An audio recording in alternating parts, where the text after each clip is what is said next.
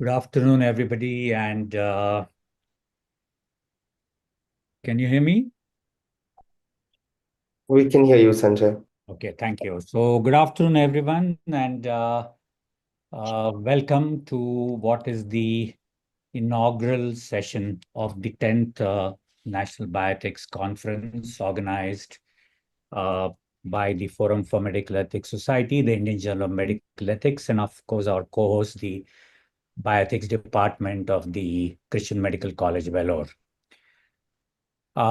This is the inaugural session, and this session is really divided into two parts. The first, of course, the first bit is about uh, the meeting, the NBC, the co-hosts, some information on who we are, what we do. And the second half of this session is going to be uh, the two awards that we will be giving uh, to individuals. This is the IJME FMES Awards, which we traditionally give during the National Bioethics Conference. And so this session is divided into these two parts and uh, roughly about 1.5 hours. We of course also will be opening out the session to all of you who are with us today to be able to get your responses, take your questions, and talk to you. So uh, please wait right till the end because we hope to discuss and interact with all of you. So let me begin by firstly briefly introducing myself. My name is Sanjay Nagral. I professionally am a surgeon, but today I'm here as the chairperson of the Forum for Medical Ethics Society. And the Forum for Medical Ethics Society is the uh, society or the group which runs the Indian Journal of Medical Ethics. And I shall in some time tell you a little bit more about what the FMES and the IJME are. With me co-chairing this session is Arul Das. Arul is a consultant in the Department of Bioethics in the Christian Medical College in Vellore. So welcome, Arul, and Arul will be co-chairing this session with me. So what we are going to do is start with actually a little bit of an introduction to the two co-hosts. And I'm going to request my co-chair Arul to first briefly tell us a little bit about CMC. CMC Vellore, of course, is well known, but perhaps a little bit more from his side. And of course, the bioethics department of CMC Vellore. So welcome, Arul, and please take over. Thank you. Thank you, Sanjay. It's a great joy for me to be part of this 10th National Bioethics Conference. And we in the Bioethics Department of Christian Medical College are very excited and very happy to be part of this whole process. And let me greet all of you from Christian Medical College, Vellore. As Sanjay already mentioned, many of you may know about CMC Vellore. It's a faith-based Christian healthcare institution which trains healthcare professionals and sends them to different parts of our country and other places. Both the selection of the students and in the training curriculum emphasis on the marginalized and community-based training and ethical healthcare is so evident right from the beginning. Dr. Ida Sophia Scudder, who is the founder of this institution, when she began this movement 125 years back, she had this compassion, innovation, and social justice inbuilt in the whole process. And in all its focus areas, healthcare justice is reflected, whether it is training, service, or research. Ethics training, as all of you might know, is often caught rather than taught. That is what many people say. Ethics discussions, ethics case studies, debates are everyday experience in this place for staff and students. Department of Bioethics actually came in recently, only in 2014. It was inaugurated, and apart from the teaching part of its responsibilities, teaching the staff and students, this department is also involved in the research ethics and clinical ethics. All the research proposals in this premier institute goes through the ethical scrutiny. Research participants' privacy and autonomy is safeguarded. The issues of vulnerable population especially attended to.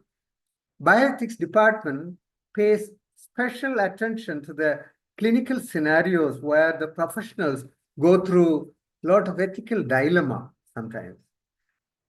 On behalf of Dr. Anuradha Rose, who is the head of Bioethics Department, let me express our joy in co-hosting this conference today. And we hope that different sessions, which are scheduled today, tomorrow, and next week, will be of great benefit for all the participants. AI in healthcare attracts a lot of attention due to different reasons. We are so excited to see the countless number of possibilities, efficiency, fruitfulness due to this emerging technology. At the same time, we are concerned about the amplification of some of the problems too. Equity, healthcare equity. Is it a concern of Gen AI? Is the gap between haves and have-nots increasing because of Gen AI? Are concerns of the vulnerable protected through the applications of AI? How do we address the bias found in AI? There are many questions which come to our mind when we think about AI in healthcare. How do we build a healthy society, healthy, equitable society, if the existence is based on merits and competition alone?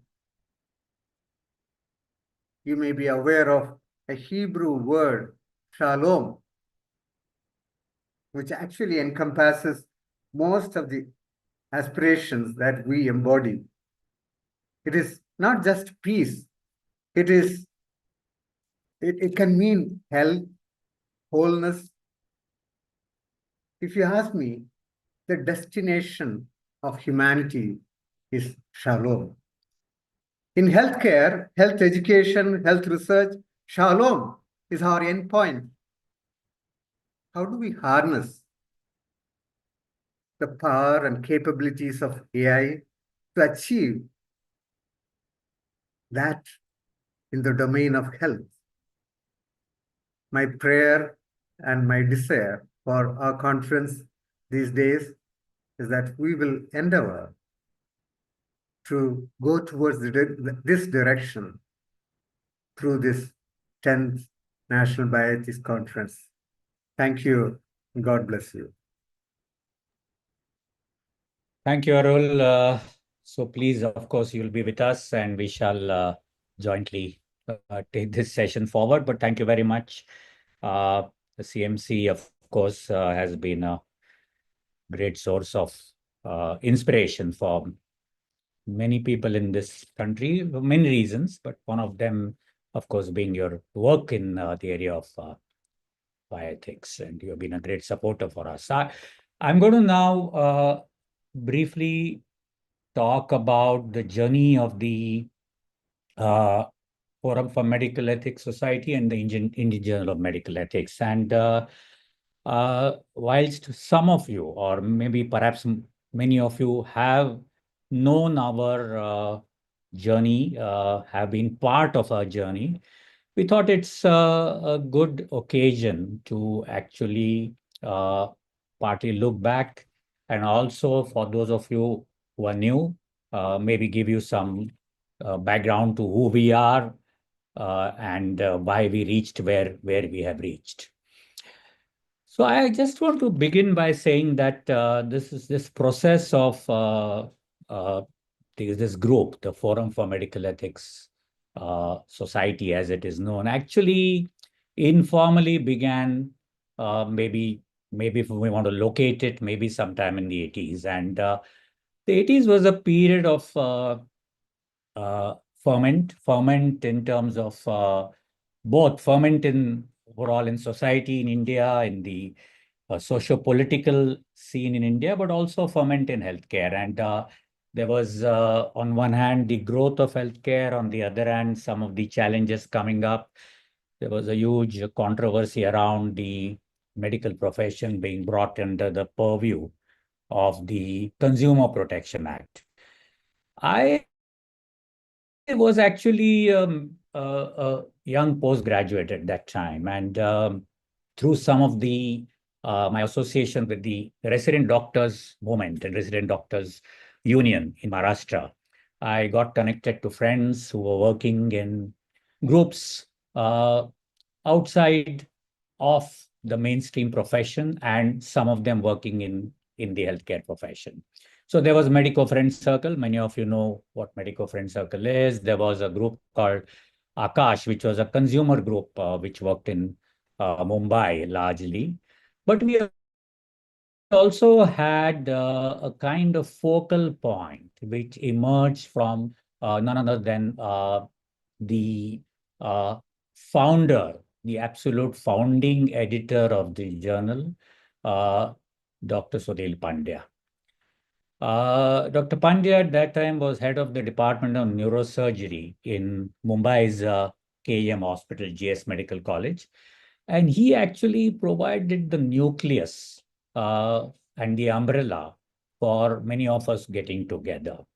As I just want to pause here and say that, as some of you again would know, we unfortunately lost Dr. Pandya towards the later part of last year, and it has been a huge loss. And I cannot even imagine. And I was just thinking before we started this session today, that if Dr.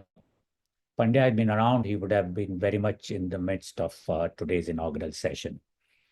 If any of you is interested in knowing more about his life, the IJME in its recent issues has carried a series of tributes to his life, and it's a life worth reading about.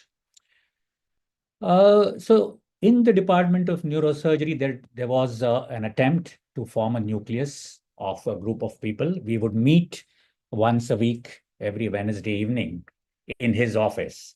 And from this came out the idea of establishing something semi-formally, working towards promoting medical ethics.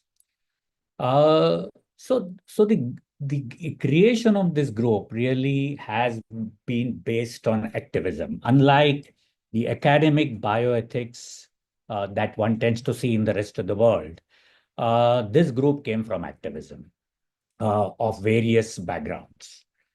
One of the first things that this group actually did was, and it's an interesting part of our history, that a group of us doctors contested the elections to the Maharashtra Medical Council on an ethics platform. Now, that was quite unprecedented, because we took a stand that we think that there is something wrong in the way healthcare is being practiced, that there are lots of unethical things going on. And on that platform, we fought the election. Two things happened. We got a lot of good support. But some of us got substantive number of votes, up to our surprise. These were doctors in Maharashtra voting. None of us won the election, but something was happening on the sidelines, which is that we realized that the entire election process was rigged in a sophisticated manner. And one of us took it up as a court case, and the elections that were held were stayed by the Bombay High Court because there was a lot of kind of sophisticated rigging in the postal ballots. Now, around this time, Dr. Pandya also proposed that we start writing. We start writing on the issues, and therefore, what emerged was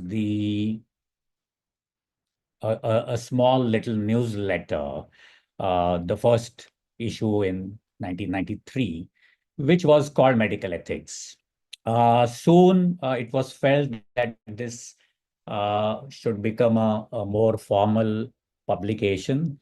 So instead of, it started as a cyclo-style sheet. I still remember the first few issues. It grew into a formal printed journal. We soon applied for registration under the name Indian Journal of Medical Ethics.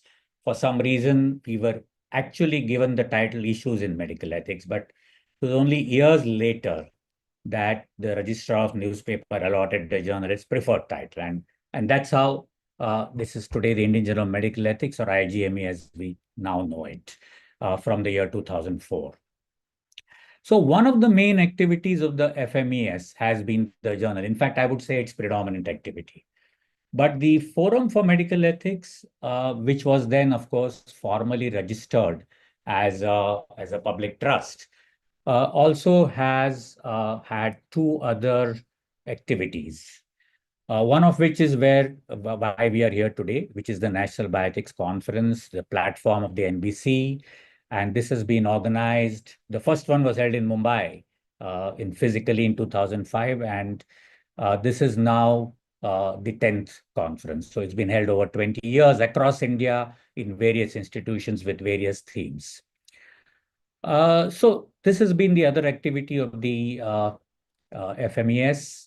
And the third, of course, is the FMES has also got involved in various educational activities, conducting trainings, workshops, as well as research projects. And we have, over the last few years, been involved in a substantive number of projects that we have undertaken along with other organizations. So the journal, of course, simultaneously grew. It grew both in terms of its scope, in terms of its size, in terms of its reach, in terms of the submissions we were receiving.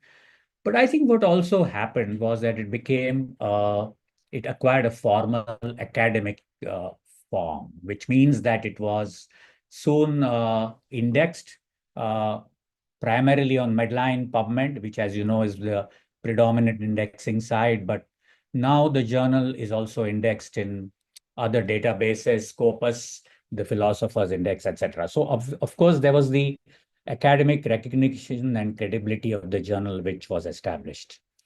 Of course, which meant that it became a peer-reviewed journal with a formal submission process.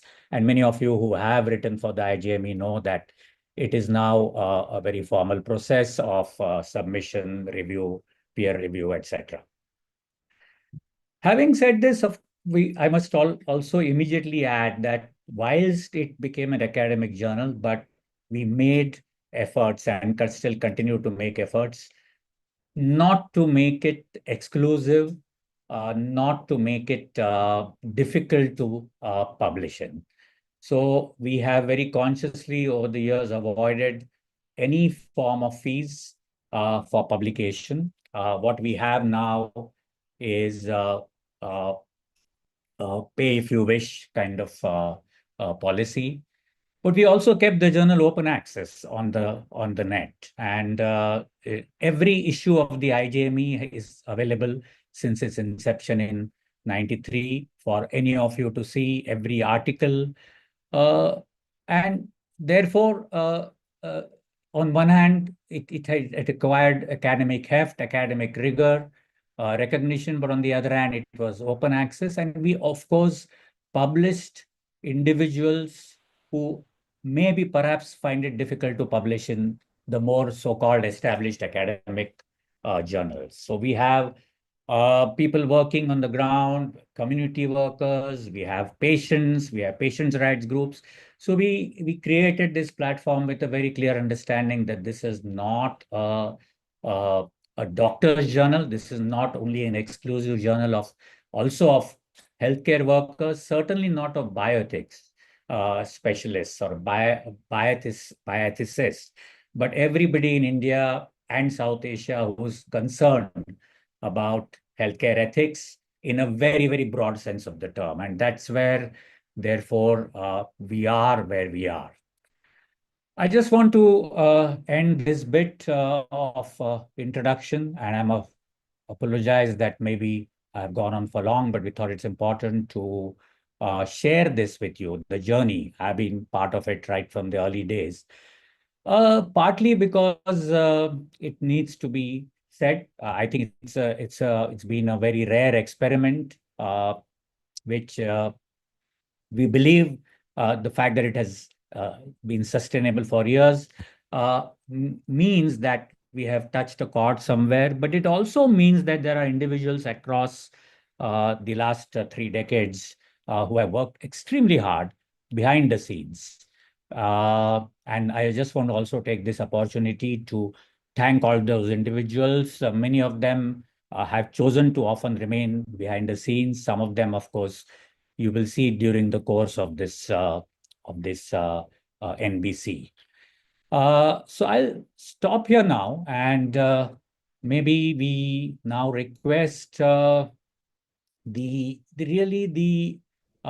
one of the key people behind this NBC, but also I dare say behind the IJME now and behind the FMES certainly, Sunita Shilbandevar, who's one of the few trained bioethicists, and I therefore sometimes intimidated by her, who will now share with you some information on the NBC platform and the Ethics Awards. So Sunita, please take over. Thank you. Thank you, Sanjay, and good afternoon, everyone. Thank you for joining. I see a lot of friends here. So I'll pick up from where, and Sanjay has been sort of, overstating that he feels intimidated by me. So that's not really true, just qualifying that. I'm going to pick up where Sanjay has left. And so the journey continued. And I really want to say that I really sort of came back with my sort of, formal training in ethics in 2004. And then by then it was about 20 years since the journal was getting published. And I must say that I have witnessed that journey from 2005 onwards and have really been part of most of the conferences. So we established the NBC platform in 2005. And the whole idea was the need was felt amongst the within the group, but also kind of, based on our interactions with the outsiders, meaning the part of the network of the IJME and FMES, that since the journal has been publishing, there was sort of, a larger peer community that we could really have each other connected via the journal platform. FMES's activity through Heal Institute came much later. But so I think I would like to highlight one or two areas here, which Sanjay also touched upon. But the way I understand bioethics field in India is it's really has grown from bottom up. And so it's really the people's health movement, women's movement, and I have worked extensively on women and health and in that space. And I have seen, what contribution the movement has brought around justice and equity, which are very central to the bioethics field. And I think, generally speaking, the academic disciplines have really got stuck abroad with autonomy, personal sort of, respecting the personhood, etc. Whereas India and some of the kind of, Latin American countries really talked a lot about the health justice and overall justice. So ethics was conceived very differently. Health was conceived very differently. And so I think the way ethics has been rooted in Indian context is really into the movement. Movement NGOs work, which sort of, were some of the NGOs who served as bridges between hardcore academic work and the movement. and contributed to some of the advocacy work and the legal reforms. And I think the one key point I remember is just the need was felt to have open platform, open spaces where a lot of one-on-one conversation can take place. People can have reflections, people can network, and just having that in-person meetings. And I think that is how I see 2005, that in-team conversation nurtured the idea of the need for establishing the platform. And which is called now National Bioethics Conference platform. We meet every 2 years. As Sanjay has rightly pointed out, already pointed out, we have so far conducted 9 NBCs. One of the other features of the NBCs has been a collaborative platform. We have sort of, from NBC to NBC, case to case basis, we sort of explored collaborators. Sometimes collaborators come and approach us, and sometimes we have sort of reached out to friends and institutions, and the numbers vary. I remember 2005 we had some 30-40 collaborators, and it was a sort of really once again an experimental enterprising idea as how we kind of brought so many people together. There's always a main theme for the conference, and whenever we do the in-person conferences, we generally have parallel tracks, which means we invite abstract and scientific papers, and they are read out, and the themes are really decided in collaboration with the co-host, etc. So that's the modality. But I think collaboration is one of the key features of this conference. And once again, the whole idea is to bring people from different walks of life, different disciplines, different sectors, different spaces, to have sort of shared platform for the conversation, debate, reflections. And this really reminds me, if I look back for the over the last 20 years, and I've been sort of I would say definitely for last years, I'm more involved in FMES-IJME conferences. So I do feel that, it has created, just that I would like to highlight, it also created spaces, not only for the conversations, but networking, and that led to developing alternative discourses. And we have been able to kind of, generate interest in the peer community, that they came back and published materials in journal in IJME, and that sort of also demonstrate how we could sort of collectively, collaboratively create this network of people and the peer community interested in the ethics issues, and broadly speaking, how health and ethics is conceived. Now one is sort of when we say the journal title is medical ethics, but if you look at what we publish, both health and bioethics are conceived so much more broadly, to the extent that environmental health and sort of planetary health also become very important issues. And we've been publishing material. We do have somebody to speak on that area. So I think it sort of I feel that I always remember Amartya Sen's characterization of Indians as argumentative souls or argumentative citizens, and that sort of demonstrated, the platform demonstrates that. With that, I just going to take another minute or half about talking about the felicitation and awards. And so right from the first conference, I think we wanted to felicitate persons, institutions, small groups, anybody who sort of has contributed to the conversation and the discourse in ethics and justice. Many times bioethics is not really the part of the parlance. We talk a lot about justice and equity, and not so much about bioethics as such in a term, and sort of as I said earlier, it has originated so much and rooted in the movement and not in the academia, which is the case in the Western world. So I think we started with felicitation. I'm just going to take 1 minute to talk about the awards and the felicitation. So we switched between two modes, and the reason being that we, at one point in time in 2018 and 17, there was an opportunity where we could raise funds. And I just want to mention very briefly that our colleague, Dr. Linda Timms, she decided to sort of, give away her royalty money when she published a book with a publisher. And then we also got additional funds. So that enabled us to give awards in terms of the money plus citation, plaque, etc. But our tradition has been the felicitating the person who has contributed, and it could be lifetime achievement. I think I remember that we did during the COVID times, we approached the felicitation awards in different ways.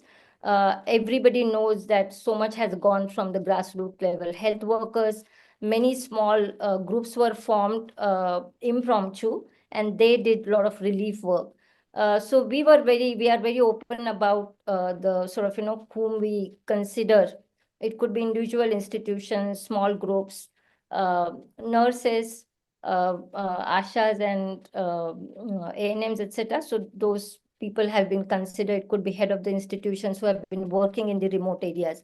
So if you look at the people who have been felicitated, regardless of whether it was an ethics award or the felicitation, as I said, felicitation was, we wanted to create that space because there are very few spaces where people's work and our friends and colleagues' work in health justice there's no space to recognize in a certain way. I mean, like today we have Dr. Anant and Dr.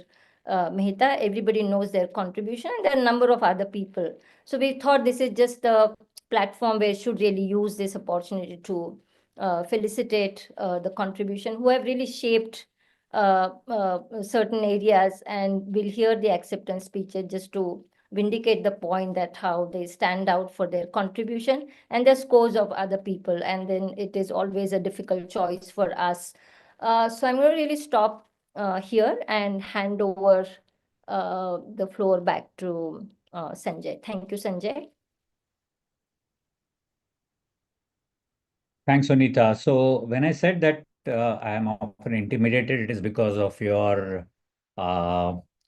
background, your specialist expert bioethics, and of course, your amazing ability to organize and get into the detail of things. So it's not any other form of intimidation. So thank you. We move on now, and I think the next plan is really to for two individuals. These two are in many ways, besides Sunita, the main people behind this this NBC, conceptualizing, getting speakers, working behind the scenes. Two young people, and we are very happy to have young people in our group now. We need young people.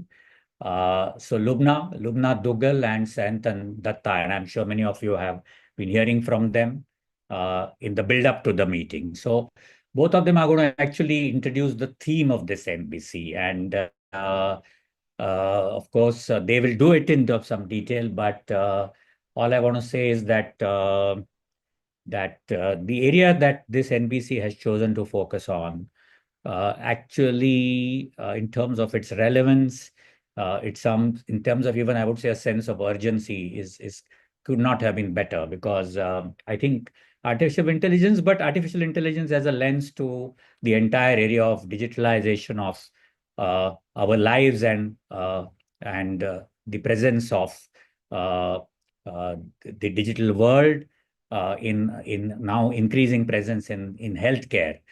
This could not have been a better time to talk about it. So, Lubna, Santan, please take over and tell us more about why the theme and why this was chosen. Thanks a lot, Sanjay. So I'm going to start with speaking briefly on the ideas, questions, and concerns that are behind how the conference hosts arrived at the theme for this edition of the conference.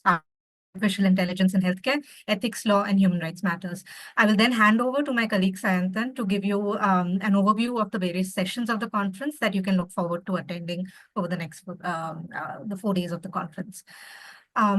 Looking back, it was a roundtable on health, AI, and ethics that was jointly organized by the Forum for Medical Ethics Society and Center for Policy Studies in IIT Bombay back in 2018-19, which laid the foundations for this conference, really. While our co-hosts, CMC Vellore, have been working in both healthcare provision and health research, constantly engaging with health AI technologies. Enshrined in several human rights treaties, the right to health outlines its 4 key elements: availability, accessibility, acceptability, and quality. Implied in these 4 key elements are the obligations to address the digital divide, to ensure AI health technologies are acceptable to all communities, and that they must be of good quality, that is able to deliver on their clinical or public health purpose. Over the past few years, there have been a number of guidance documents on ethics and governance of health AI towards optimizing on the potential benefits, such as the Asilomar AI principles and NAFL Council on Bioethics' briefing note, and the guidance documents from UNESCO, WHO, and ICMR in India. International human rights law provides a universally accepted framework for considering, evaluating, and ultimately redressing the impacts of AI on individuals and society. Of particular note is the European Union's AI Act of 2024, an enforceable legal framework with oversight mechanisms demonstrating its commitment to preventing abusive AI tools. In India, the Digital Personal Data Protection Act was enacted in 2023, directing the setting up of a Data Protection Board of India to ensure its implementation. Administrative rules have been recently put out by the government seeking public engagement. However, both the Act and the rules have been critiqued, and the scholarship in the area of India's regulatory and legal framework suggests that we still have a long way to go to be anywhere close to the European Union AI Act. India's regulatory and legal frameworks, as well as our policies, have been critiqued extensively as being disparate, developed with little public engagement, and prominently focused on commodification of data without much engagement with privacy or consent-related matters. More importantly, there is no single unifying governance framework, nor a system in place to ensure accountability and redressal. The state's policies are dominated by its urge to be a global leader in AI, rather than making these evolving technologies people-centered. Had they been developed with broader engagement with the public and relevant multidisciplinary expertise, they would have benefited in terms of making them user-centered, inclusive, safe, and reliable. So while guidance documents and legal and regulatory frameworks are helpful, it is the implementation gap that remains a global concern, and more so in the Indian context. One of the reasons this seems to be is that in India, at least, there is a glaring absence in mainstream education in technology and medicine to learn about ethics, human rights, and humanities in general, and the application to health and healthcare technologies in particular. The FMES-IJME's engagement with peers and diverse stakeholders working on big data and digital and AI technologies over the years, whether it's public and private, academic and non-academic, developers, deployers, users of AI. This has revealed that despite being deeply engaged with the scientific aspects of AI technologies, they find they are inadequately informed by ethics, human rights, and legal aspects. Through this conference, we want to create a space for dialogue where those already well-versed with the scientific and technological aspects of health AI can hear from those who are treading its ethical and legal boundaries. So broadly, we focus on the following questions. Why should we care about ethics, human rights, and governance in relation to AI technologies in general and AI health technologies in particular? Are we equipped to ensure safe, affordable, accessible, reliable, and accountable health AI? What have been the experiences so far, and what learnings do they offer for us to draw upon? What has been the scholarship in this area? Why is it important to invest in research towards evidence creation and a discourse informed by specificities in countries like India, especially taking into account the diverse vulnerabilities that already exist here? Lastly, what have been the users' experiences, aspirations, and expectations from health AI based on their adverse lived experiences in accessing healthcare systems and digital spaces? In particular, how is the current digitization of health policy and implementation impacting the healthcare system, especially grassroots level healthcare staff? In India, we as a multidisciplinary peer community engaged with health, AI technologies, law, policy, governance, and human rights need to appreciate this range of challenges. This warrants discussions, deliberations, brainstorming towards identifying the nuanced issues, developing more robust and foolproof practices, policies, and governance structures to safeguard users' human rights, ensuring ethical AI tools, and educating ourselves to be better equipped to do so.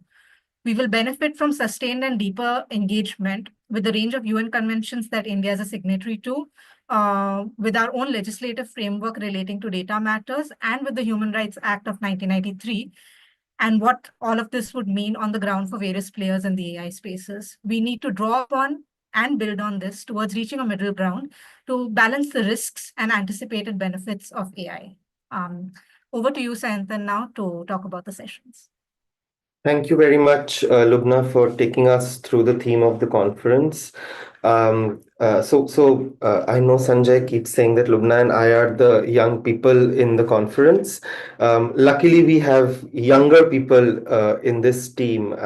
So we have a couple of undergrad students from Kriya University who are also reporting on the sessions. So I'm really glad to not be like in the young people tribe anymore. But thanks a lot, Lubna, for running us through.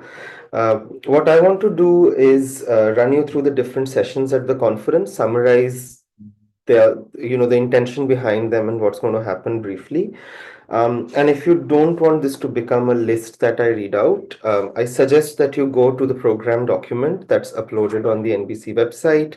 Maybe somebody from the team can also upload the PDF that we have and follow along as I take you through it. I believe that would be more effective.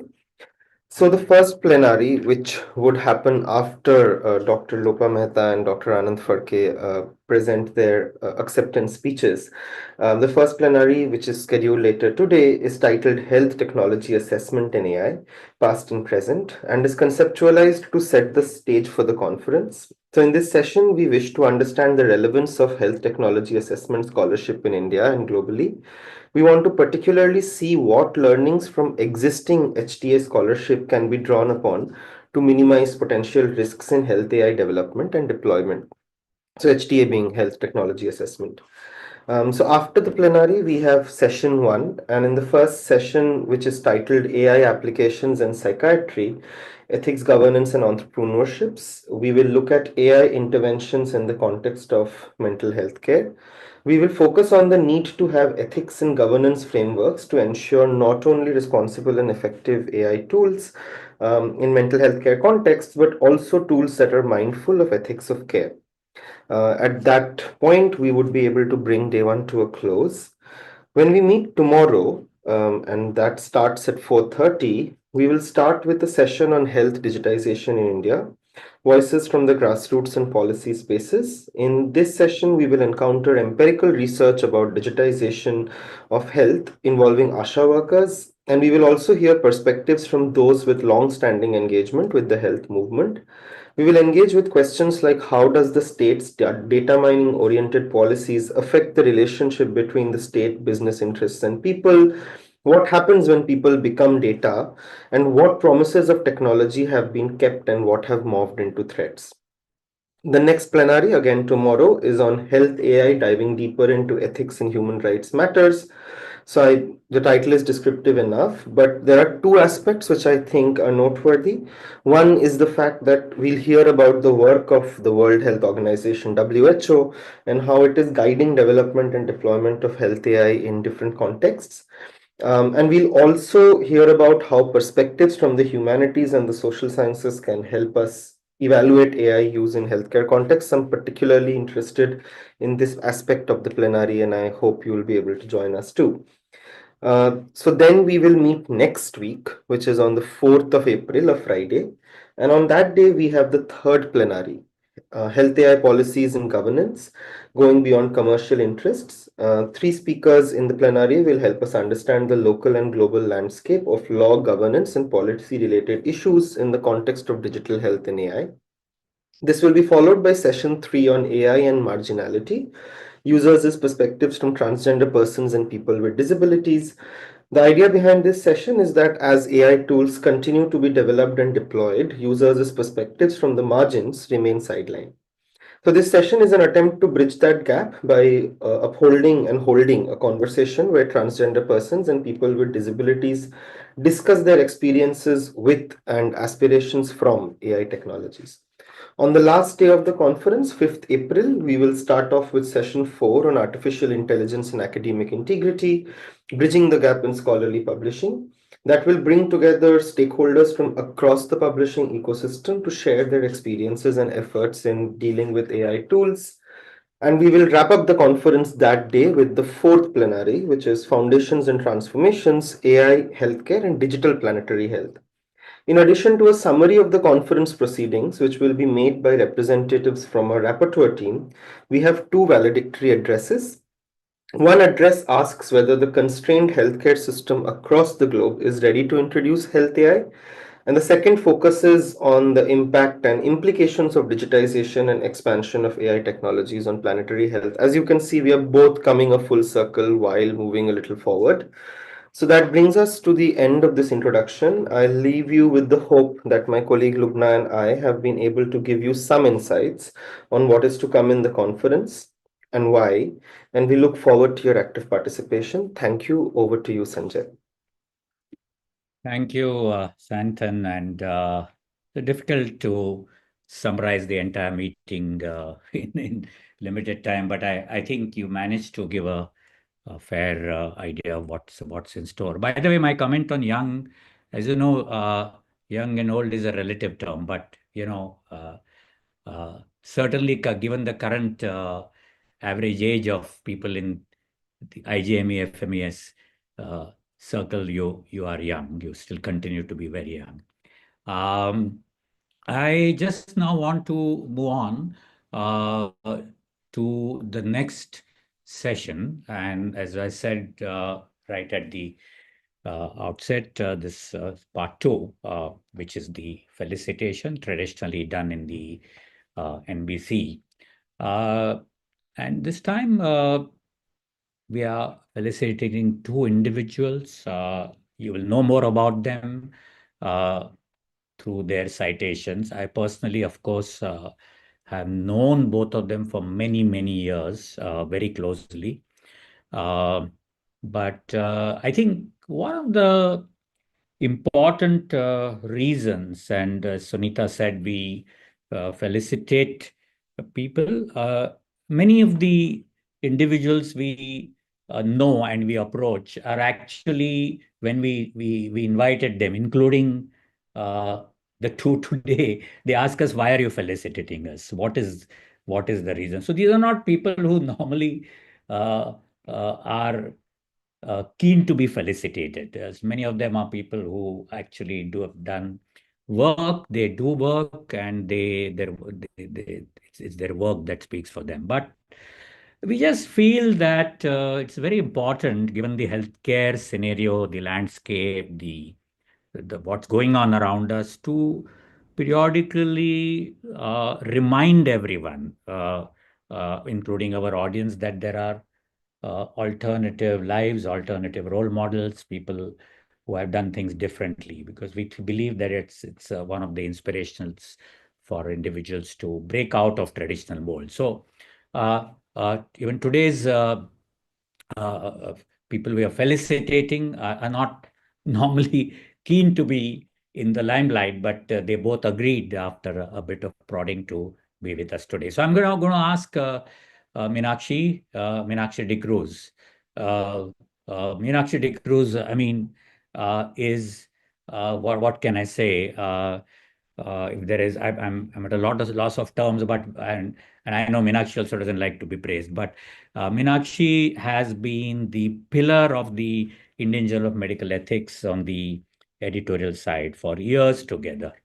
And she is going to be reading out or introducing the citation for Dr.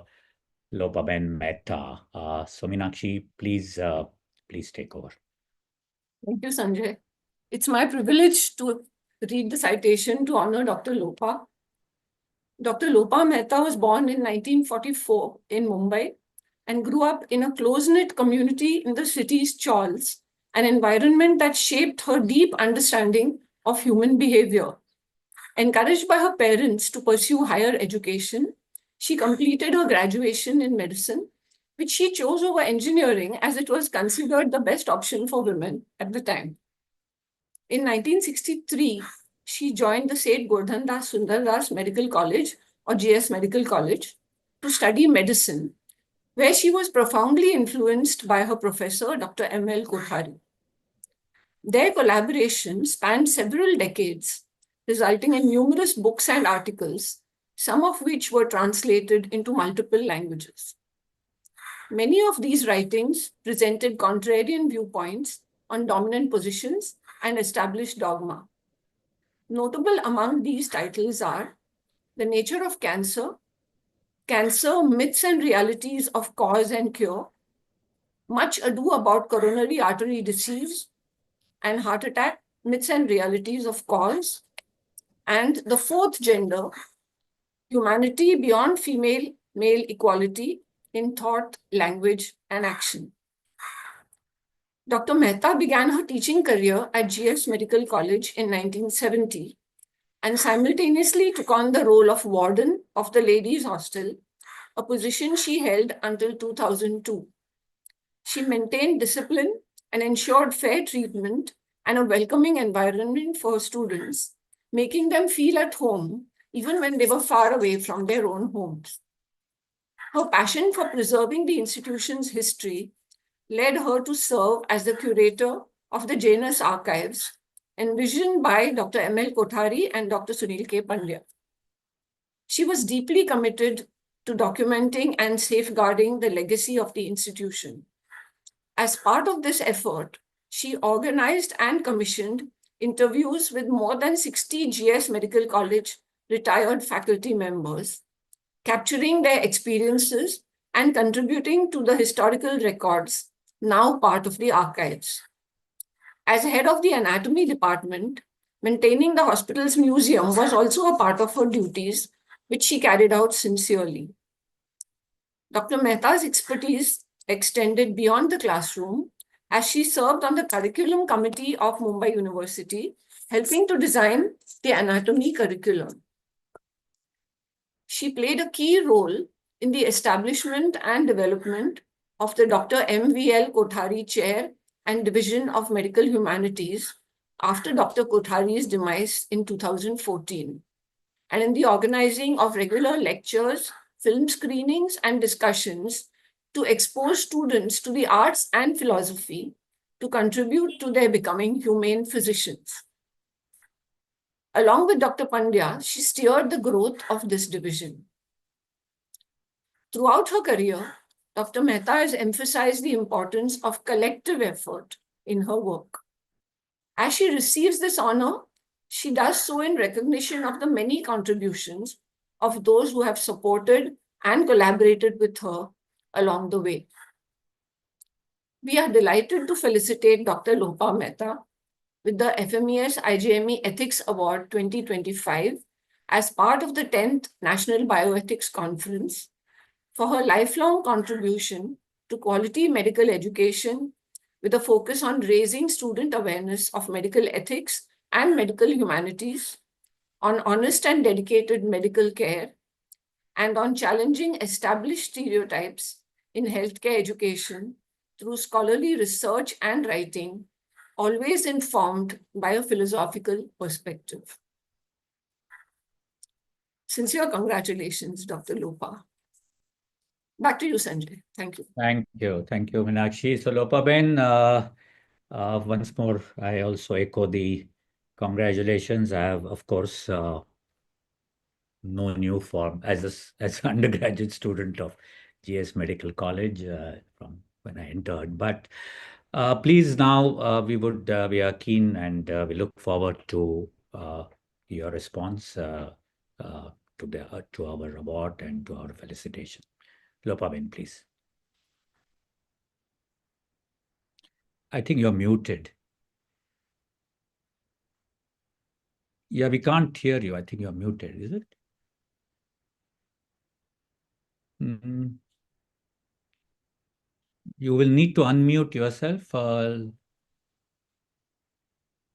Lopa Ben.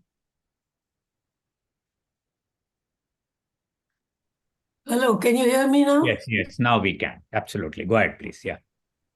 Thank you very much. Greetings to all dear friends who have gathered today on this innovative platform of communication. In fact, I am reminded of the Mahabharata when Vyas Muni gave Divya Drashti to Sanjay to see entire Mahabharata war going on at Kurukshetra from Hastinapur so he could narrate the events to the blind king Dhritarashtra. Thanks to the corona epidemic, virtual meets across the globe have become a reality. A few days ago, I received a mail from editor Dr. Sanjay Nagral saying, "We take immense pleasure in informing you that the FMES Managing Committee, working editors of IJME, and the core organizing committee of the 10th National Bioethics Conference have decided to felicitate you on your immense contribution to the fields of health, justice, and ethics in the spaces of research and scholarship, both in English and Gujarati, and in medical education." I was stunned. I wondered why me. I promptly questioned Dr. Nagral telephonically, who was in England. How do I fit in your criteria? I have never practiced medicine and I have never been on any ethics committee. His answer was, your involvement in medical humanities is a good befitting criterion. I reflected on his answer.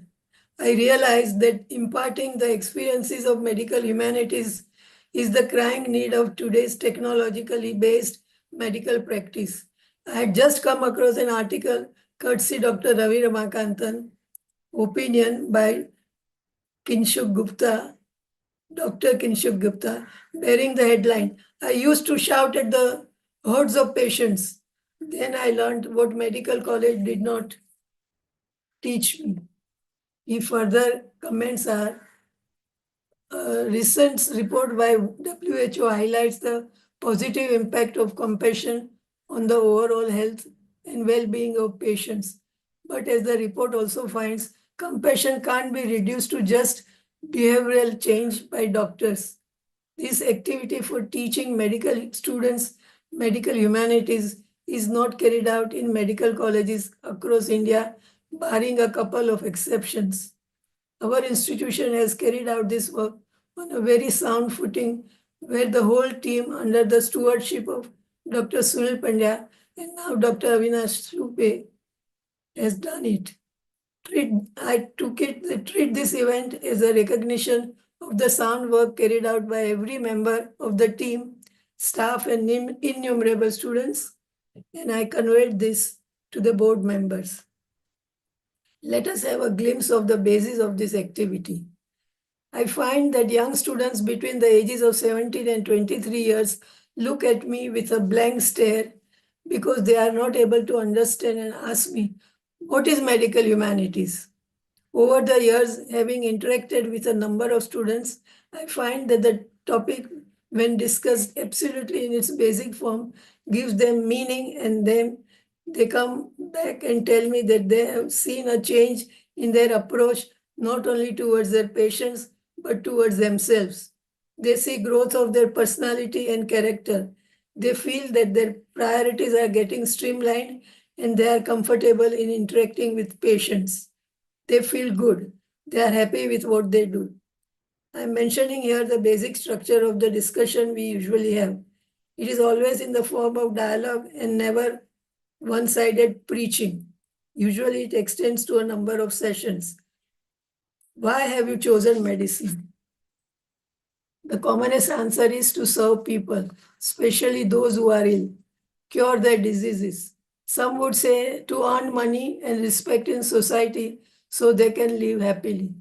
So one can say that it is a universally accepted fact that everyone seeks happiness in life, a form of self-satisfaction or a sense of fulfillment or meaningful life.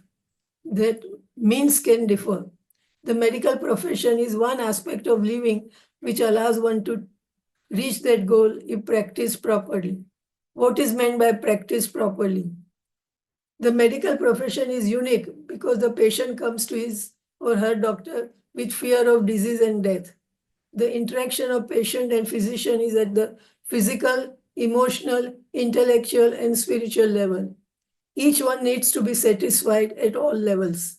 The doctor wants to become most competent, knowledgeable, and skillful, wants to cure his patients, have good social standing and earning, and wants his patients feel satisfied with his services. If the patient feels that the doctor treated him well, that he interacted with him as a good person and meant well for him, he feels comfortable. In other words, he wants to interact with a humane doctor.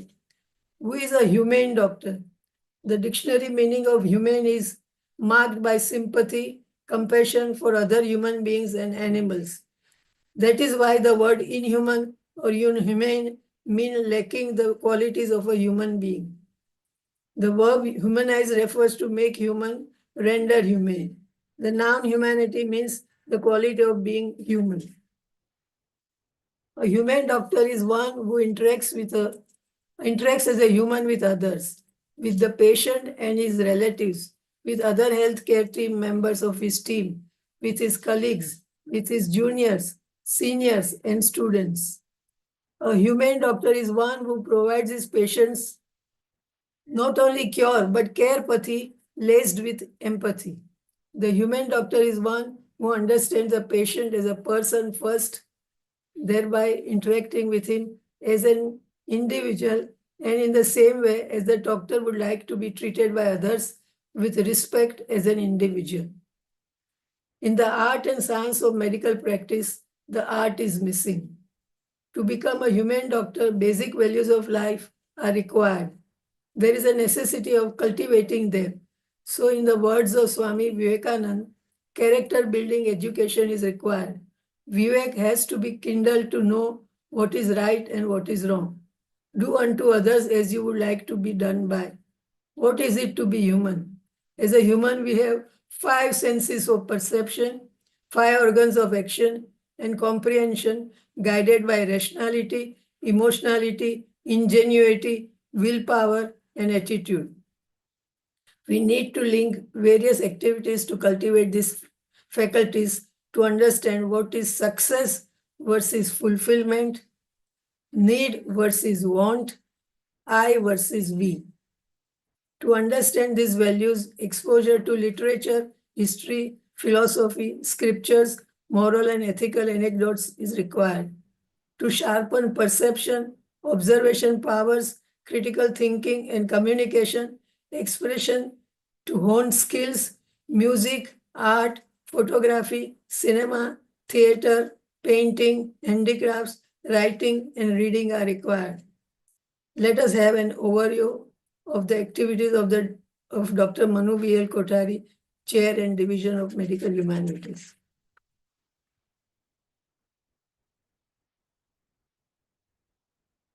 Dr. Manu V.L. Kothari, Chair of Medical Humanities, was established at St. J.S. Medical College and KM Hospital on 23rd January 2016.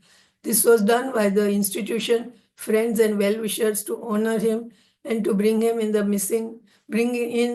missing component in the training of students to enable students to explore their own selves and cultivate and nurture the humanness, to learn to practice the art of medicine, to develop awareness of humanizing their approach to medical practice.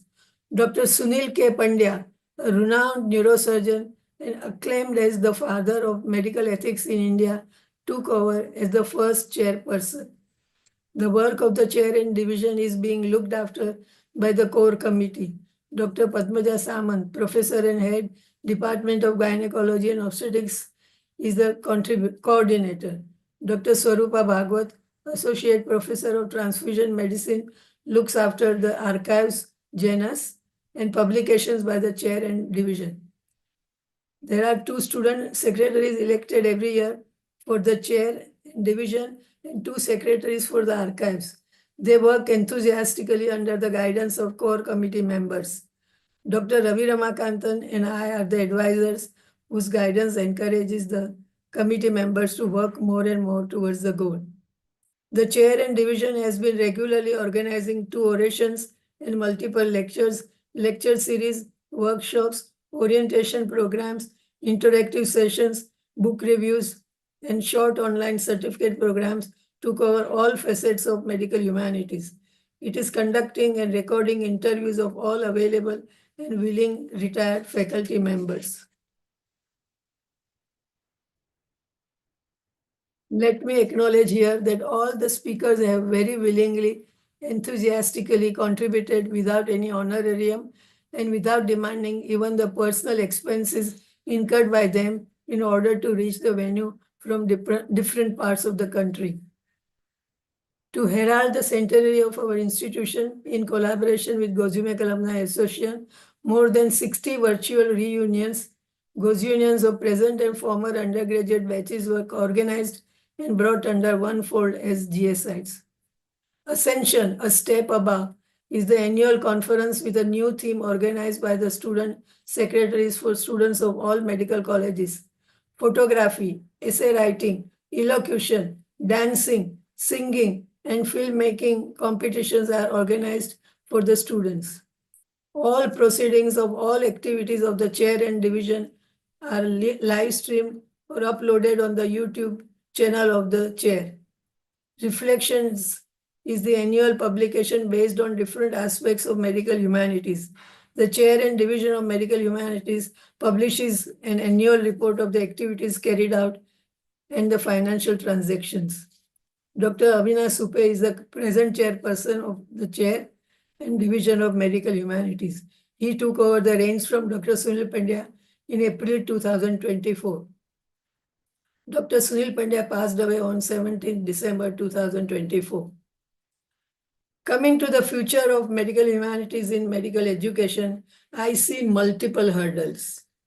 The step taken by the National Medical Commission to incorporate attitude, ethics, and communication module in competence-based medical education curriculum will not serve its purpose. Awareness of humanities cultivation requires direct experience and cannot be imparted by practice, didactic lectures, and evaluated in form of questions and answers. Let us reflect on the current scenario in medical practice and the medical education system. They are drawing every medical person to engage in the commercial aspect of medical practice. 7-star corporate hospitals are run by non-medico CEOs who set targets for each consultant. The consultants ultimately succumb willy-nilly to the unfair practice. Cut practice is also justified. Insurance companies are hand in glove with the hospitals and the consultants. This is truly eroding the bond of trust between the doctor and the patient. The tuition fees in private medical colleges are exorbitant, and even in government-run hospitals, charges are fairly stiff. How can one not expect medical students to completely focus on earning the money back as quickly as possible, thereby rationalizing their unfair means? The curriculum and pattern of examination are drawing students away from bedside learning and clinics to air-conditioned coaching classes. The UG curriculum is loaded with plethora of information which even a specialist may not require to know. How can one expect them to develop a learning attitude of inquiry and understanding in depth? The last row is the MCQ pattern, introduced to be fair and completely objective. MCQ is converting all perspectives of diseases into a yes and no format. There is no scope for appreciating the uniqueness of every individual and the scope and limitations of medical practice. It cannot convey that death is an integral part of living. Aging is a biological process.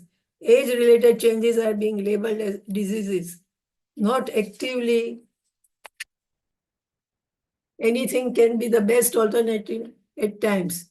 The human body is created wisely, sustained wisely, and deranged wisely. I am extremely grateful to Dr. Sanjay Nagara, the FMES Managing Committee, working editors of IJME, and the core organizing team of the 10th National Bioethics Conference for giving me this opportunity to emphasize that the medical world needs to reflect in what direction it is going. AI is not conscious. There is no voice within it. It is a stack of data organized in algorithms. It will only generate more confusion, uncertainty, fear, and dissatisfaction in life and living. And of course, for AI to be effective, it needs to be trained with, worked by, and supervised by human doctors. Thank you.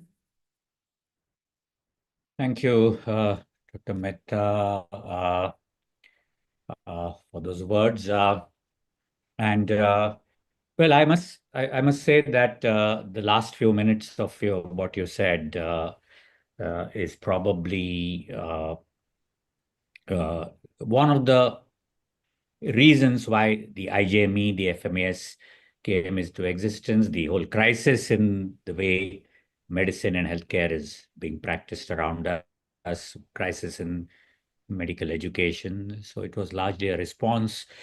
And of course, your last words on AI. And, obviously, we're going to hear a lot on AI in this NBC, the technical aspects, but a rather important reminder from you that finally it is about data algorithms that have been created by the current circumstances. So that it's a fundamental challenge to what AI will finally do. I just want to now request my co-chair Arul. Arul, would you like to now invite Ria for award for Anant? Yeah. Thank you, Sanjay. Ria, may I invite you to introduce and read the citation, please. Thank you, Dr. Das. I'd like to begin by congratulating Dr. Lopa Mehta for her award. And I'm honored to read the citation for Dr. Anant Phadke for the FMES-IJME Ethics Award 2025. Dr. Anant Phadke's inspiration has always been health for all is possible. As a medical student, he was exposed to activism to secure the rights of poor tribal laborers and made aware of the dire socio-economic condition of the vast majority of Indians. He was convinced that privileged middle class people like himself must contribute to transforming the exploitative system rather than work for personal gain. Being a doctor, he felt he was in a better position to try to reform the healthcare system, which became his lifelong mission. After completing his MBBS from BJ Medical College, Pune, in 1972, Dr. Phadke worked as a medical officer in the Phadke Institute, Pune, from 1974 to 76, and thereafter he has been a full-time volunteer for the People's Health and Science Movement. Simultaneously, he joined Medico Friends Circle, a nationwide movement of doctors and health workers working towards just, humane, and equitable healthcare for all. He was convener of MFC from 1980 to 83 and coordinator from 1981 of MFC's Rational Drug Policy Cell, and in that capacity, a founder member of the All India Drug Action Network, advocating for a rational pro-people drug policy. In 1980, this commitment to quality medicines at low cost led him to become a trustee of LOCOST, which manufactures essential medicines for distribution at reasonable rates to NGOs working among poor communities. He was one of the co-founders of Jan Swasthya Abhiyan, the National Coalition of People's Health Movements groups in India, which was established in the year 2000, and for more than 2 decades was a member of the National Committee of JSA since its inception. He has been an organizer of Lok Vidyan Sangatna since its inception in 1980 and of its health committee since 1989.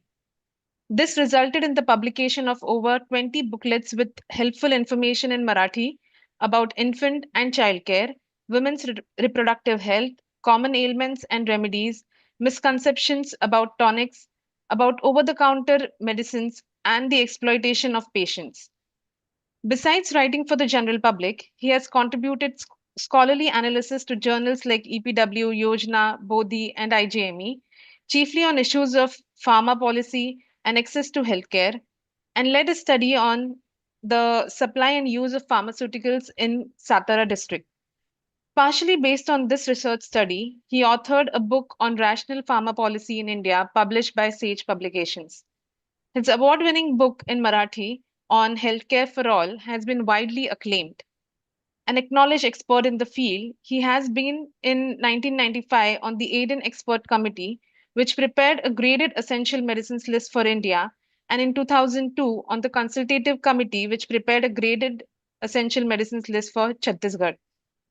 Around 1990, Sehat was founded by Anusandhan Trust in Mumbai with a small autonomous research unit in Pune. Dr. Phadke then set up Sati, an action team of the Pune unit, later upgraded to a full-fledged action center called Sati Sehat, with him as founder coordinator. Proper training of community health workers is vital for primary healthcare, and Dr. Phadke was involved for 15 years from 1978 in the training of village health workers of Garib Dongri Sanghatna, working in remote villages in Pune district. In 1998, as co-lead of Sati Sehat, he organized innovative village health worker-based primary healthcare programs in tribal and other remote areas, collaborating with local people's organizations. He co-authored 4 pictorial training manuals for barely literate community health workers. In 2004 and 2005, the State Health and Family Welfare Department put him in charge of the preparation of standard treatment guidelines for medical officers in primary health centers and rural hospitals. He has helped build a broad movement focusing on the demand for quality healthcare for all and not worked within a silo. His enormous range of activities has been recognized and with several awards by the Marathi Vignan Parishad, the Maharashtra Foundation, and the Marathi Sahitya Parishad, to name a few. But awards are inadequate to serve as a measure of lifelong dedication and struggle to achieve the people's right to good and accessible health and healthcare. Dr. Phadke's work has touched the lives of so many across workspaces, across organizations, and beyond. We are delighted to felicitate Dr. Anant Phadke with the FMES-IJME Ethics Award 2025 as part of the 10th National Bioethics Conference for his dedicated and unrelenting long-term engagement with health movements at local and national levels towards health equity and justice and the right to quality healthcare for all. Congratulations, Dr. Phadke.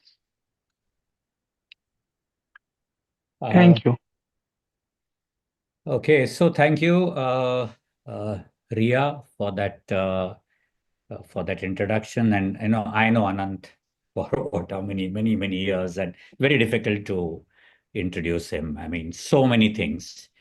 So we all now look forward, Anant, to your response. And before you do that, I just want to add that whilst many of us, do work in organizations, but Anant's public profile in the last many years as a consistent writer in the Marathi press, Lok Satta, Maharashtra Times. I have several people from my family who say, this Dr. Phadke from Pune, he writes so well, and he writes in the Marathi press, and there's a huge following. I don't know, Anant, whether you know this, but you have a huge following amongst people. And I finally want to say की पुण्याचा अनंता जेव्हा लिहितो तेव्हा लोक वाचतात. So Anant Phadke, please. Thank you, Forum for Medical Ethics Society Managing Committee, the working editors of Indian Journal of Medical Ethics, and the core organizing team of the 10th National Bioethics Conference for your decision to felicitate me for the humble work I have been doing. I must say that I have been overwhelmed by your gesture. I am just one of the scores and scores of health activist intellectuals in India who are trying to raise issues from a pro-people perspective in health and healthcare, and trying to forge a humane and ethical alternative to dominant healthcare system in India. I consider my felicitation as a felicitation of the spirit and the work being done by this community of health activists and workers. In this spirit, I humbly accept this felicitation. I was able to give more time for this work thanks to my wife Sandhya, who has been the breadwinner of the family. While accepting this felicitation, I must, however, share my feeling of sadness that despite our best efforts for decades, we are nowhere near our cherished goals. Today, in this globalized world, medical and other technology and economy has the capacity to realize the goal of health and healthcare for all. However, in India, as well as in most parts of the world, the overall situation in the field of health and healthcare is turning from bad to worse. The same is the case with overall socio-economic and political situation. The relentless march of global warming and prospects of climate catastrophe darkens this picture further. Despite a range of pro-people initiatives I have been involved through, which I have been involved through different small collectives, I see that we are not able to make the desired impact in a healthy direction. We continue to be on the margins. In the current almost hopeless situation, one can only keep trying and keep hoping. Let me try to briefly explain why I feel this way. Firstly, since 1990s, due to the policy of neoliberalism, unrestricted profiteering money-making has been in command, pushing aside declared laudable objectives. During the first 30 years of independence, compared to the colonial rule, India achieved some improvements in a number of health indicators. After independence, a nationwide network of public health facilities, including the much-needed primary health centers in rural areas, was built. This was a major achievement, though their proportion and the healthcare they offered was much less than needed. Secondly, the public health system was mainly preoccupied with the family planning program, which had become almost an obsession, and secondly, vertically managed disease control programs. Despite these limitations, compared to the colonial rule, various health and healthcare indicators improved. Secondly, thanks to the Indian Patent Act 1970 and to the technical capacity built in the national research laboratories in India, production of much cheaper generic formulations boomed in the 80s and beyond. Compared to most other developing countries, Indian citizens started getting access to a whole range of generic medicines at a comparatively much cheaper rate.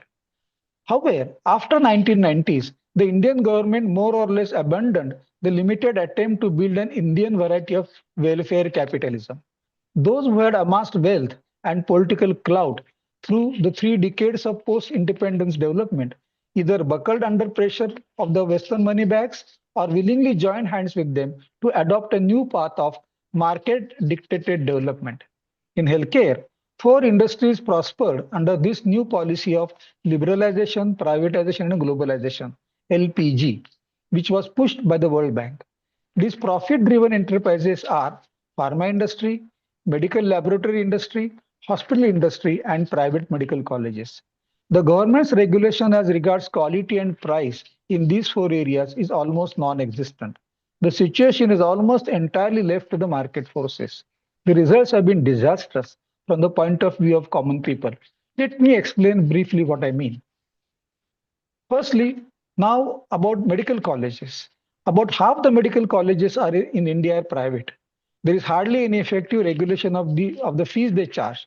As a result, parents of an MBBS student spend around rupees 1 crore for graduation and about rupees 2 crores for post-graduation in a private medical college.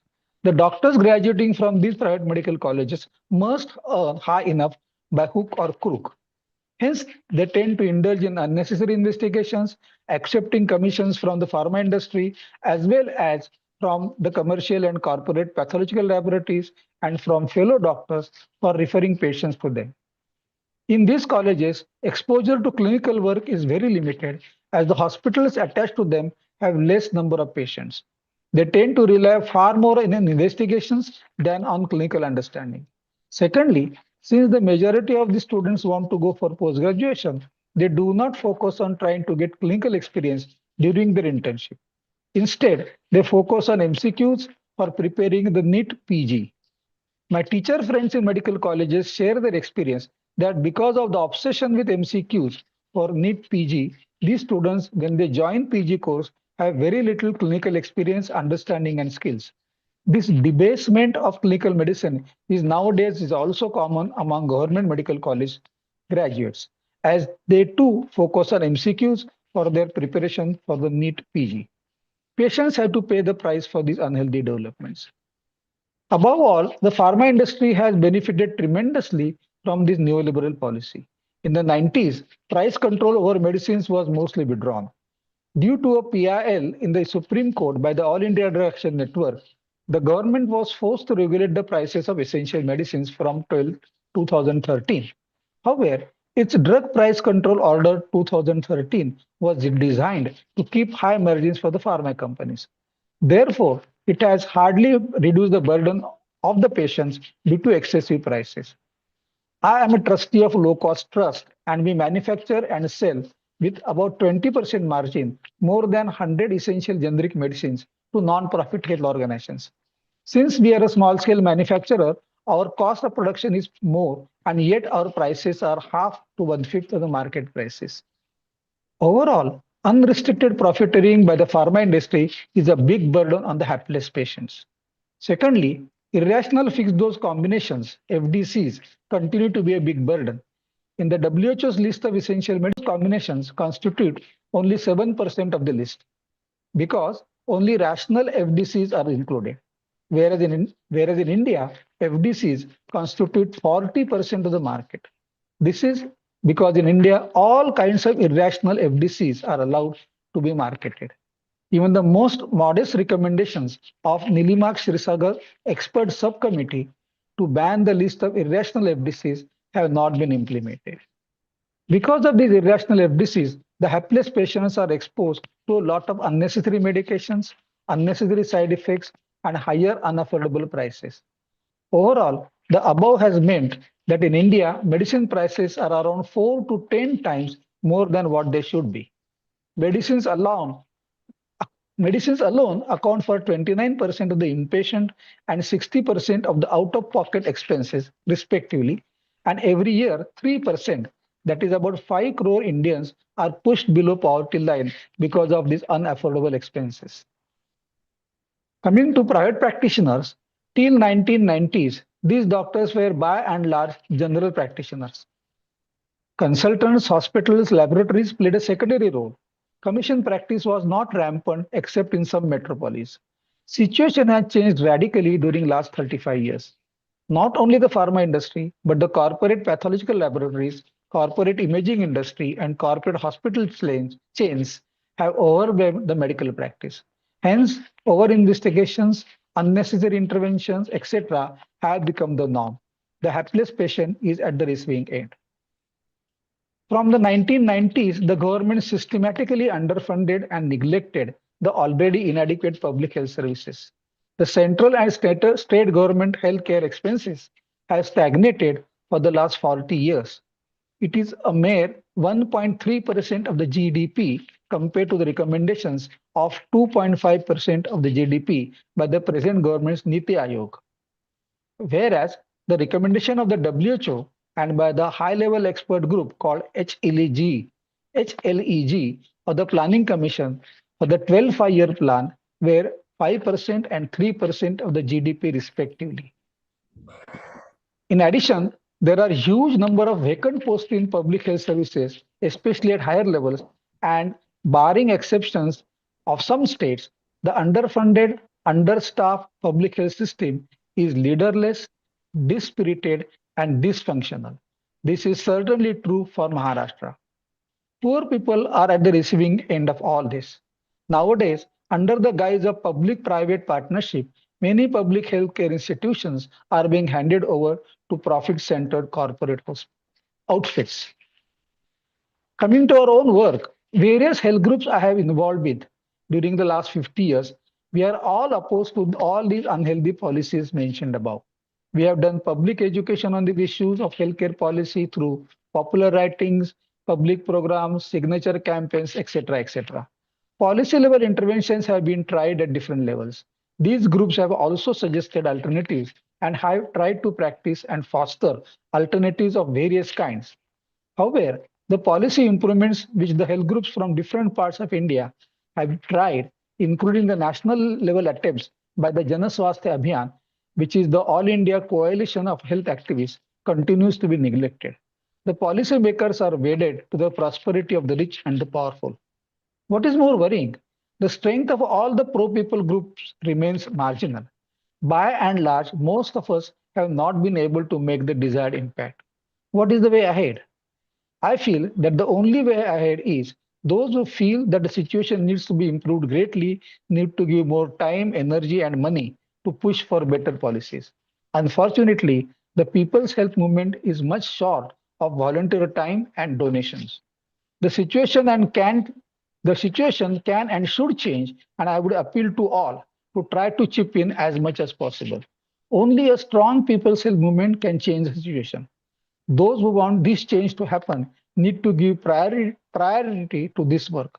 NGO work can help to push the pro-people agenda, but funded NGO work is not the solution to the problem of paucity of voluntary time and material resources. We need this to build a broad-based strong movement from below towards to demand policies aimed at the goal of health and healthcare for all. Thank you again for this felicitation, and thank you all for your patient hearing. Thank you. Thank you. Thank you, Anant. As usual, candid and clear talk. Most of it reality around us.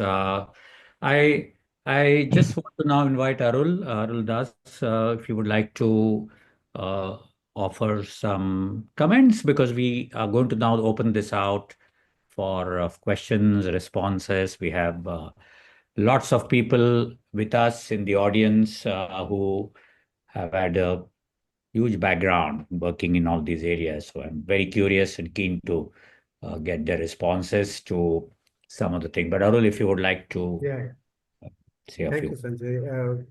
Congratulations, Dr. Anant. What a beautiful talk you gave. It really highlights where we are now. I mean, your talk has the potential to transform people's mind and thereby our health system in our country. I would request participants to share your thoughts, your feedback, and your questions. I'm sure Dr. Anant will be happy to answer some of the questions that you raise. Thank you. Right. So thank you. So I'm just going to take help from the IJME FMS NBC team in terms of how we are going to do this. I think there are going to be two ways. One is, of course, we can have people typing in questions in the Q&A. The other way could be for some of you to raise your hand, and then we'll open out the mic. We are running a little late, but we've been told that we could do this for another 15 minutes. So I now welcome questions or even the responses or thoughts from people. There is already, I can see one question in the Q&A, which is from Albin. Albin, are you there? I think you're there. Albin from Bangalore. And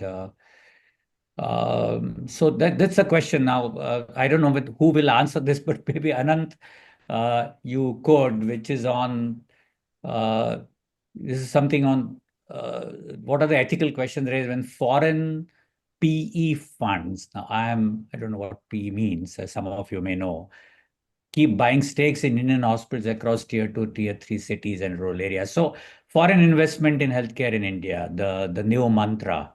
Anant, you want to respond to that? I think it's a part of the spectrum of change that you've already spoken, the complete market takeover of healthcare in India. But if you want to say something to that.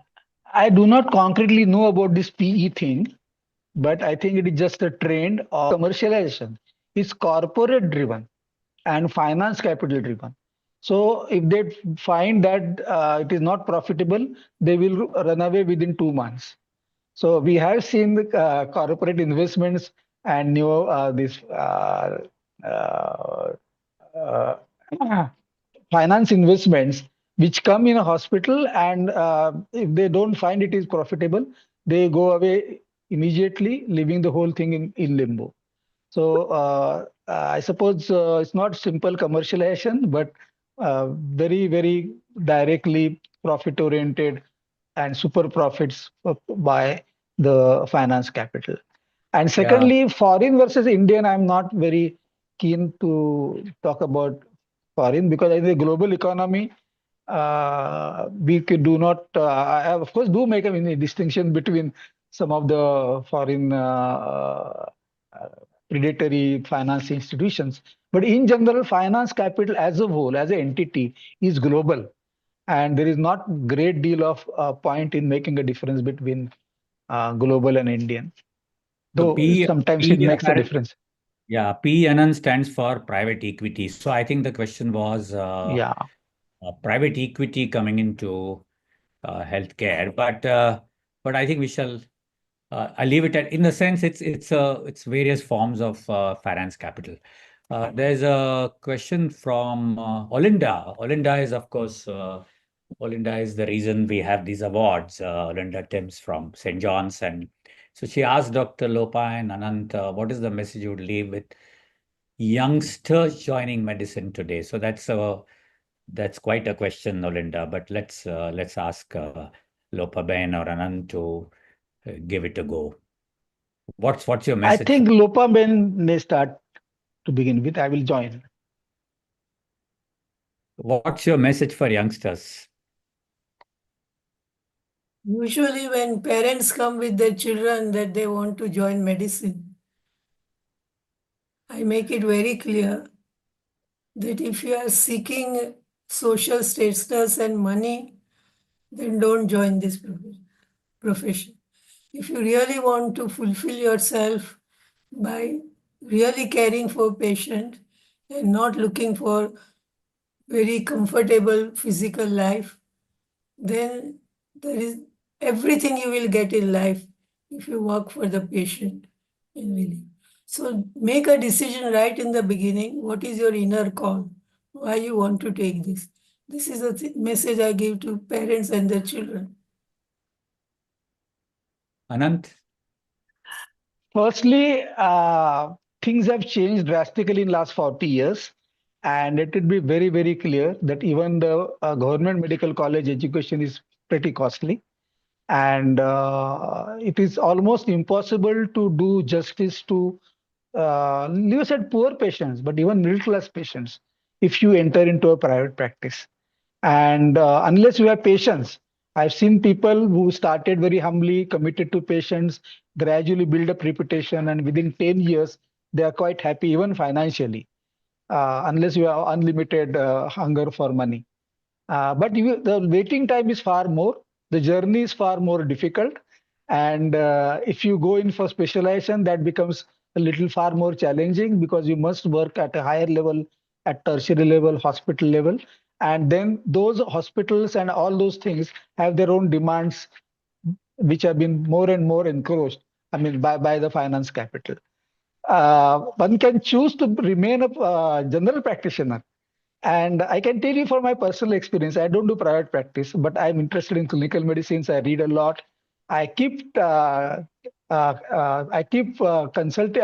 I keep treating patients, my friends and relatives, and it gives me tremendous pleasure, tremendous satisfaction, because the amount of relief that people get when you have some knowledge and are able to give some kind of relief and reassurance, not false reassurance, I think that's a great, great social work. So I feel that I, of course, went out of medical practice, but I now feel that doing ethical practice itself is social work. But ethical practice means you have to be excellent, not only in terms of technology, but in terms of your approach. You have to have some genuine feelings for the hapless patients. And if that is your concern and drive, certainly if you have some patience, you will not only earn money, but far more than that, satisfaction and reputation. But it is your choice. What is the purpose of coming to medical field? If you main thing is earning enough money, of course there are ways of doing it, but I feel that hapless patients require good doctors. Absolutely, there is no question about it, whether rich or poor. Thank you. Thank you. I can see some more Yeah. questions um, in the webinar chat. There's one on how can the public make healthcare equity and affordable agenda high on the agenda for government and for. I mean, these are very, very fundamental old questions. Why is healthcare not high on the agenda? And it's interesting that we are talking ethics here, but finally it's very clear that our concerns largely are about the politics of healthcare, and I think that's inevitable. And in fact, I would say that the one of the interesting things about the IJME journey has been that it has taken a very different view of ethics from academic ethics. Ethics in healthcare ethics in South Asia cannot but be also about the politics of healthcare. And we are very happy to discuss the politics of healthcare. We are not academic ethicists in that sense of just. We're also not here just for to discuss moral ethics. Lots of questions, but I don't know how much time do we have. Sunita, let me ask the organizers. Sunita, Maybe Lubna, another 2-3 minutes. We could close then. Another 2-3 minutes to talk about the politics of healthcare. That's a challenge. We can have a webinar on that later on with Again, Anant. there is 2-3 one more minutes. question Well, here. anybody who wants to talk about the IJME journey? Anybody on the IJME journey? Amar, are you there? You want to say something? Amar is the editor of the Indian Journal of Medical Ethics for the last many years. Would you like to say anything? Or Sandhya is here. Sandhya Srinivasan, one of our other pillars over the years. Any of you? I've just promoted Amar to panelist, so I think. Amar, you have been promoted to panelist. Amar. So yeah, I think he might need a minute. Yeah, we just saw you, Amar. Yes. Say something.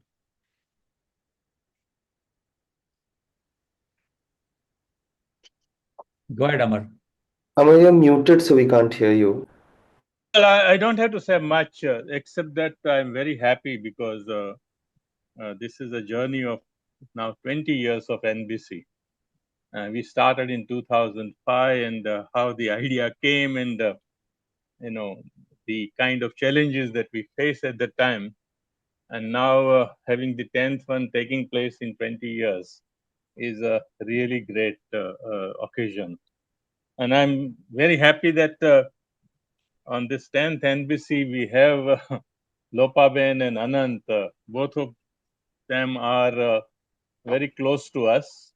Bombay, Pune, IJME has always received support from them. Lopa definitely even in 1990s with Manubhai and Mohtab Lopa were always there around to save us whenever we were dying, in the either infant mortality or under 5 mortality of the IJME. So they have always stood by. So I'm very, very happy. And what they talk today is a really great message, and we will print what they have said in the IJME and take it all around, because this is a very strong critique of both the medicine, medical education, medical practice, and from Anant, both public health and larger healthcare system. I'm really feeling good that we have started with a big ideas, and hope those ideas will be applied to the analysis of the artificial intelligence too, because there is more technology being pumped in the system without changing much in the system. Actually, as Anand said, that what we are doing is the propelling system in the direction of more money and profit. and AI is may get used for that, and that is a great sign of worry. So thank you very much for being here, accepting these felicitation and your acceptance speeches. Thank you, Amar. And Thank you. sorry, did I hear somebody about to say something? Okay, so Arul, I think it's time we close this session. I just want to quickly say that all that has been said is true. I work in the belly of the beast, and every word is true.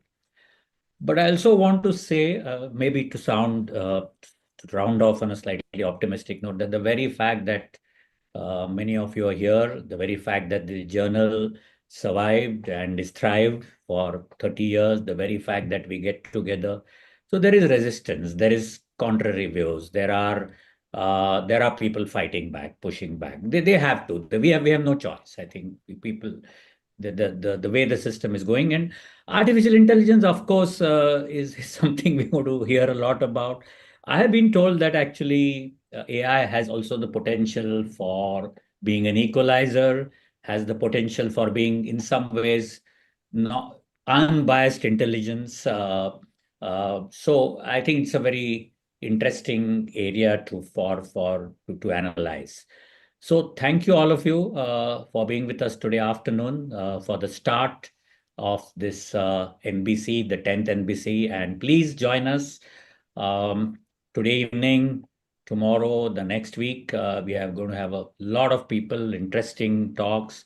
We look forward to all of you joining us. And I think on that note here, thank you again, and we will end this session. Thank you very much. Thank you. Thank you. Thank you so much.